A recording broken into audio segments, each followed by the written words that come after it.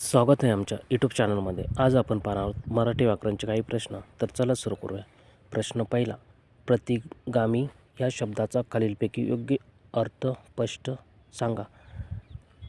Option क्रमांक 1 जुन्या चालीरीती, 2 हळूहळू होणारा बदल, 3 विशिष्ट गोष्टीमध्ये लक्ष देणारा, 4 नवीन मताचा पुरस्कार करणारा. या प्रश्नाचे योग्य उत्तर आहे ऑप्शन क्रमांक 4 नवीन मताचा पुरस्कार करणारा. प्रतिगामी या शब्दाचा योग्य अर्थ आहे नवीन मताचा पुरस्कार करणारा.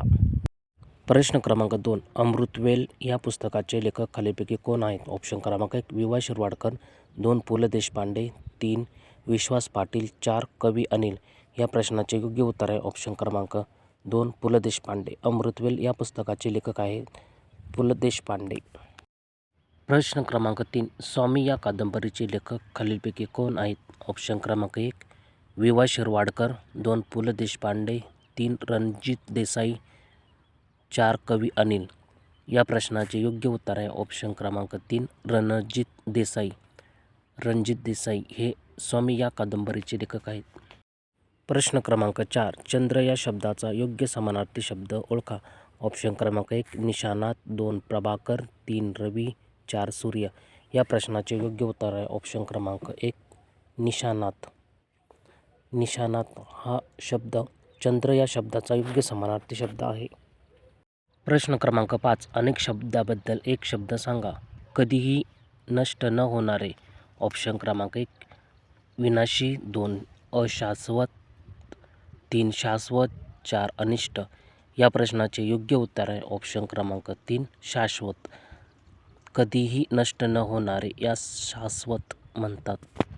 प्रश्न क्रमांक 6 सोने या शब्दाचा योग्य समानार्थी शब्द सांगा. ऑप्शन क्रमांक 1 कनक, 2 चांदी, 3 तांबे, 4 सरिता. या प्रश्नाचे योग्य उत्तर आहे ऑप्शन क्रमांक 1 कनक.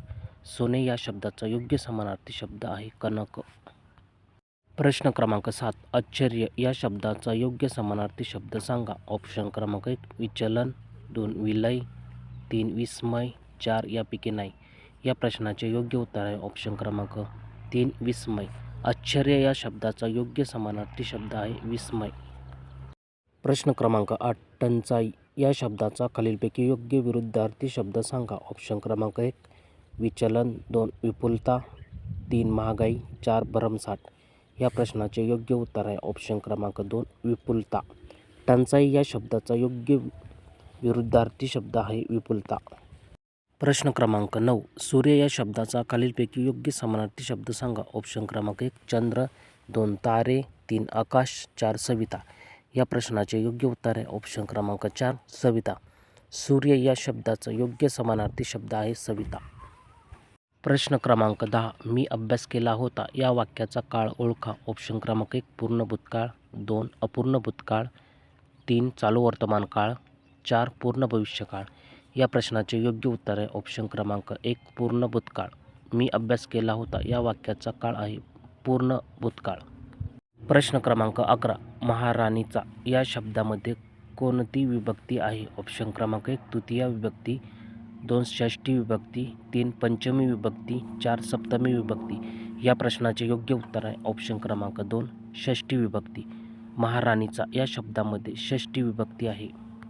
प्रश्न क्रमांक 12 अर्वाचीन या शब्दाचा योग्य समानार्थी शब्द सांगा. ऑप्शन क्रमांक 1 आधुनिक, 2 मध्ययुगीन, 3 नवीनतम, 4 प्राचीन. या प्रश्नाचे योग्य उत्तर आहे ऑप्शन क्रमांक 4 प्राचीन. अर्वाचीन या शब्दाचा योग्य समानार्थी शब्द आहे प्राचीन. प्रश्न क्रमांक 13 हृदयस्पर्शी या शब्दामध्ये एकूण किती जोडाक्षरे आहेत. ऑप्शन क्रमांक 1 2 2 3 3 4 4.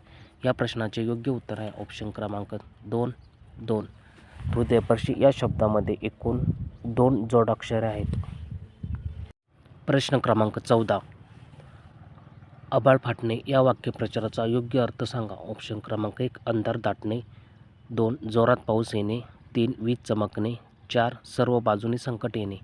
या प्रश्नाचे योग्य उत्तर आहे ऑप्शन क्रमांक 4 सर्व बाजूने संकट येणे. आभाळ फाटणे या वाक्यप्रचाराचा योग्य अर्थ आहे सर्व बाजूने संकट येणे. प्रश्न क्रमांक 15 सामूहिक या शब्दाचा योग्य विरुद्धार्थी शब्द सांगा. ऑप्शन क्रमांक 1 वैयक्तिक, 2 मालकी, 3 खाजगी, 4 व्यावहारिक. या प्रश्नाचे योग्य उत्तर आहे ऑप्शन क्रमांक 1 वैयक्तिक. सामूहिक या शब्दाचा योग्य समानार्थी शब्द आहे वैयक्तिक. व्हिडिओ आवडला असेल तर लाईक, शेअर आणि सबस्क्राईब करा. धन्यवाद.